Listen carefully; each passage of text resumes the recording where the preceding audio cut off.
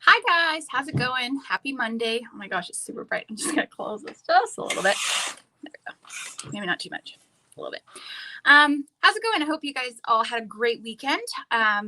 We have been having a lot of fun here because we're almost sold out of our A4 boxes. We only have one left. So that's super exciting for Barb and I. So we're getting ready for next month and can't wait for you guys to get it. So we are going to be continuing on with our enrichment series. So today we are going to be talking about cognitive enrichment. So for pretty obvious reasons, cognitive enrichment is one of my favorites because it more engulfs the training side of things, which obviously I enjoy as a dog trainer. So we're going to just be talking a little bit more about what is cognitive enrichment and how you can kind of apply it to your pet's life. So at its core, oh my gosh, my brain went blank for a second. Sorry, guys. At its core, cognitive enrichment is an opportunity for problem solving and thinking.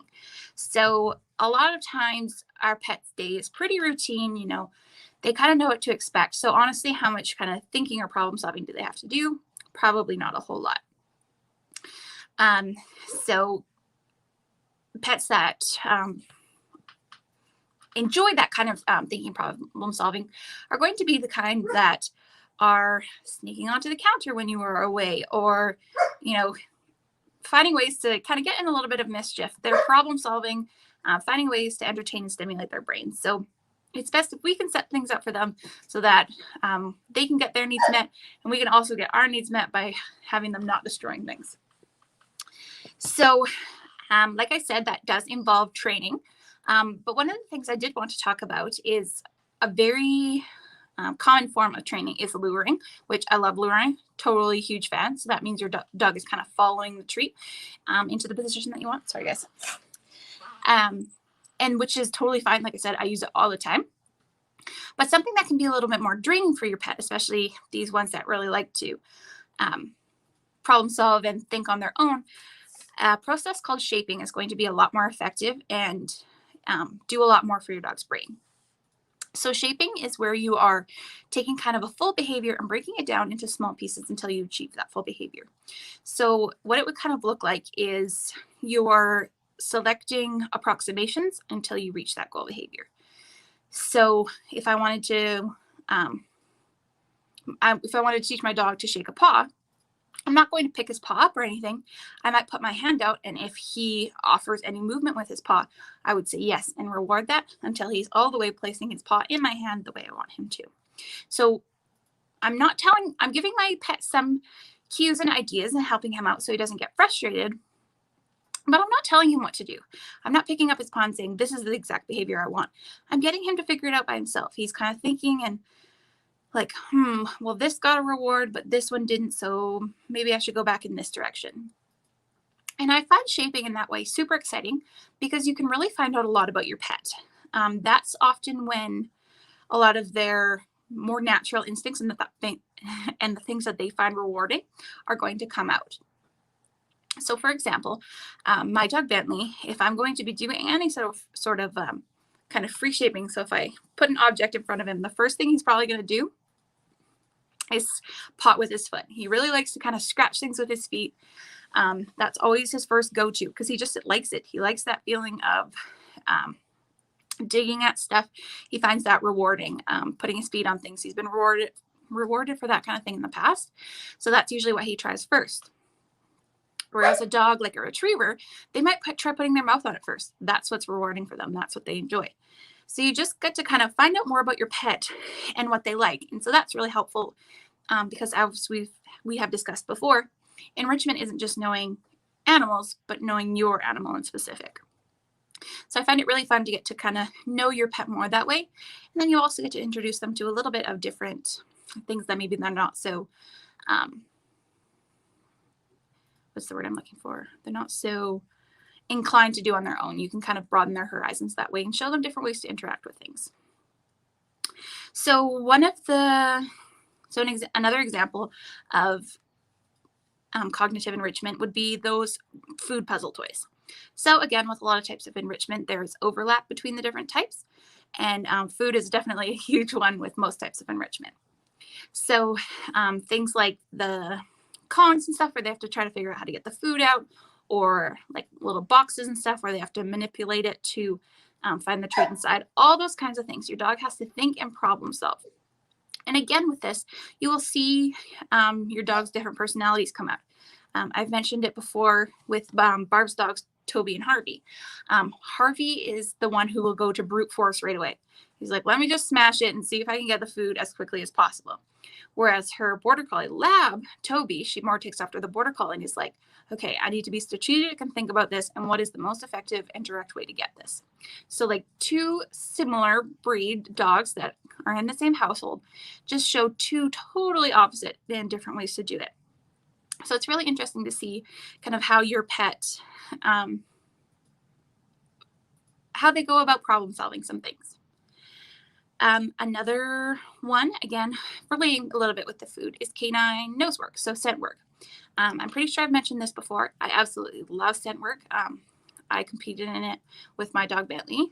Barb does as well. She's a CWAG's judge for it even. So the reason that nose work, scent work is so great for cognitive enrichment is because so much of your dog's brain is dedicated to their olfactory system. So I can't remember the exact percentages, and I'm sorry, I should have looked that up before, but I want to say it's like 30 to 40% of your dog's brain is dedicated to the olfactory system. So they're so tuned to their nose. Like we all know before, dogs have great noses. But because so much of their brain is dedicated to that, it's going to wear them out more. So they smell so much.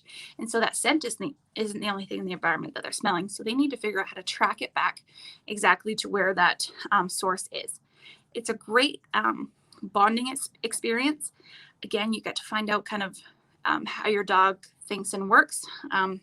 My dog, he likes to kind of take 2 laps around the room, even if he knows where the hide is. He likes to kind of make sure he sniffed everything, covered his bases, and then he'll go back to alert on it, which is a little bit of training, and but also just his personality. He wants to make sure he's not missing anything. He likes to sniff everything, whereas some other dogs are like, oh, I should just go right to it. I know I get rewarded. So a little bit of their personality comes out that way. So if you haven't looked into nose work, I highly recommend it. Even if you don't want to compete in it or even put your dog on to scent, even just using food is an amazing way to do that. So we kind of featured it in our December box of what to do with a cardboard box. But all you need to do is really put food in a box. You can put it out in the yard and let your dog work and find it. You can go beyond that of putting it under things that they have to move out of the way to find it. Just such a great way to get your dog. There's that physical enrichment part of it. There's a bit of, if you take them out of your natural environment, then it's a bit of a social enrichment opportunity, as well as that cognitive. So just so many things rolled into one that I think could be so great for our pets. Another one is like hide and seek. So I talk about this in my blog, where you can instead of getting your pet to find food or a different scent, they find you, right? So they'll still be using their nose, but they'll also be using their eyes and any other kind of cues from the environment to try to figure out where you are. So I really like this because, one, it builds a super good recall. A little side note on that. Usually we make recall not a very fun exercise. We're like, sit, stay, walk 5 feet away, dog, come. And they're like, yeah, this is okay, whatever. So if you make it fun in a game like hide and seek, your dog is much more inclined to come to you. So always making sure you reward profusely when they find you.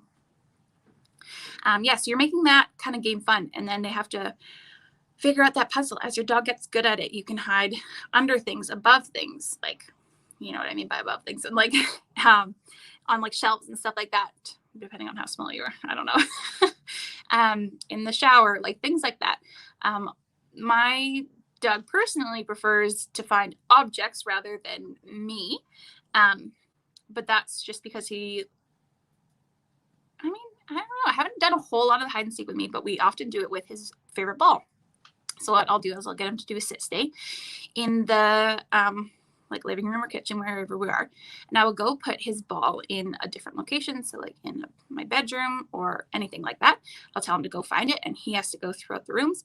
He uses a little bit of scent for it, but for the most part, I think he just looks for it. He finds it and he gets back. So as soon as he finds that, that's rewarding to him. He's like, oh yes, I found it. So those, how happy chemicals are being released in his brain, so he gets to enjoy it that way. So that's super awesome, and he really enjoys that. So definitely that's something I would look into with your pet. It's super easy. You can just pretty much put it right on the ground right in front of them. Where's your whatever? If they go over to it, yes, good dog. And then just kind of build up to that way, working it out of sight. With Bentley, we just kind of, it happened by accident that we taught him that. He likes to kick his ball under the couch and then have us come down on the floor to find it. And so then sometimes he'd walk away and forget about it and be like, where's your ball? And then he goes looking for it. So there's lots of games you can play like that. Anything to get your dog's brain really working. So if you could tell us some of your favorite cognitive enrichment kind of things to do. So what do you get? What kinds of things do you do to get your dog's or cat's brain working, right? Sorry, we all know that. I neglect to mention the cats, even though they are so important. Because cats do need enrichment too. So some other ideas for cognitive enrichment. Like I said, putting food in the box, letting your dog open that box to try to get it, putting in the toilet paper tubes, that kind of thing. Letting them decide what kind of behavior that they want to offer to get the reward. So if I put an object right in front of my dog and I'm like, you get to decide what you do to earn the reward, I can kind of shape it and decide kind of what direction it goes in. But if Bentley's offering stuff with his feet, I may reward him for that and then work up to him having both feet on it. But I've let him kind of choose what body part or what kind of way he wants to interact with that specific item. So yeah, I really, again, do love cognitive enrichment. I think it's so important because our pets are problem solvers, right? Some more than others, obviously. But my dog, for sure, he will wait for any opportunity that the gate gets left open so that he can go downstairs or outside by himself, right? So any of that is your dog thinking and problem solving and figuring out a way to get their needs met on their own. So unless we have any questions, I think that is all for today. Make sure you tune in and join us next week when we talk about physical enrichment. But if there's nothing else, I'll see you guys next week.